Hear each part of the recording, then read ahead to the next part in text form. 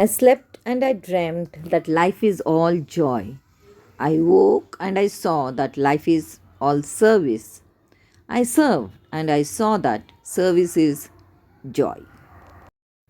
Friends, do you think service is joy? Share your experiences in the comments, please. Keep me away from the wisdom which does not cry, the philosophy which does not laugh, and the greatness which does not bow before children. So, do you think the greatness should bow before children? And if so, why? You give but little when you give of your possessions. It is when you give of yourself that you truly give. Means stop calculations, stop negotiations, and just have an unconditional love within your heart and kill that ego. You know, friends, the mind weighs and measures, but it is the spirit that reaches the heart of life and embraces the secret. And the seed of the spirit is, as we all know, deathless. That's the reason Sufi saints say, die before the death.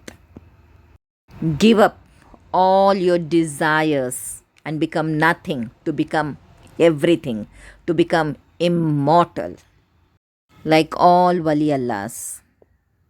Once a man asked Jalaluddin Rumi Rahmatullah Alai, what do you get by worshipping Allah every day? Rumi Rahmatullah Alai replied, actually, I don't get anything, but I lose a lot.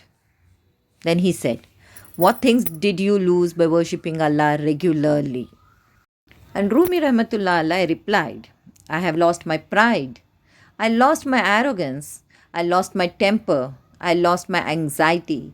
I have lost my greed. I have lost the joy of lying.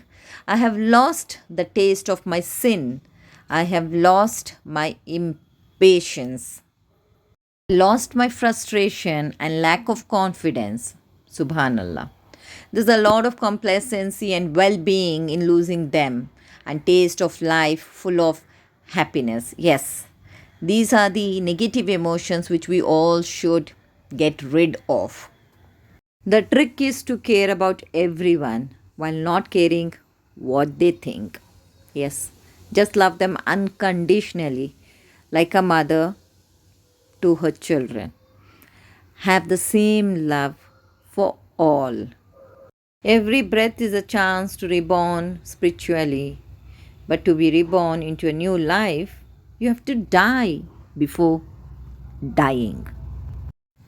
Rumi Rahmatullah Alai conveyed that our thoughts, intentions, and actions are like seeds that we sow in the garden of life. What we plant within ourselves determines the nature of our experiences and the quality of our existence. If we sow seeds of love, compassion, and kindness, we can expect to reap the bountiful harvest of joy, harmony, and meaningful connections.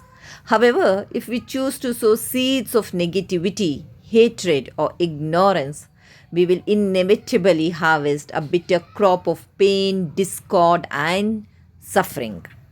In this way, Rumi Rahmatullah Alai reminds us of the profound interplay between our inner world and outer reality. Our thoughts and actions ripple outwards, influencing not only our own lives but also the lives of those around us. Rumi Rahmatullah Alai's teachings encourage us to be mindful of what we sow, to cultivate a garden within us that nurtures beauty, love, and wisdom. By doing so, we can transform our lives and contribute to a more compassionate and harmonious world. So, think about it.